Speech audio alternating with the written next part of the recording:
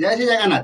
तो पिला माने तमरो सीजीएल टायर 1 रे मॉर्निंग शिफ्ट 2025 मसिया रे 9 सेप्टेम्बर रे क्वेश्चन थिला कि Fatima was at her wits and trying to decide on a serene place for spending the holidays in. तो जो एट हर विट्स एंड लिखा है यार मीनिंग कोन?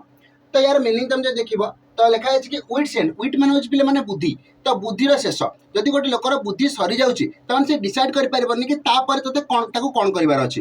ता माने विट्स एंड मीन्स होची जोटी जे कंफ्यूज होची जने ओरिड अछि जने जानि पन तापर कोन करिवो। तो सेही हिसाब रे ऑप्शन जे देखिबी तो सो ओरिड कंफ्यूज्ड और unaware that she does not know what to do next. तो सेही हिसाब रे option 1 will be correct answer.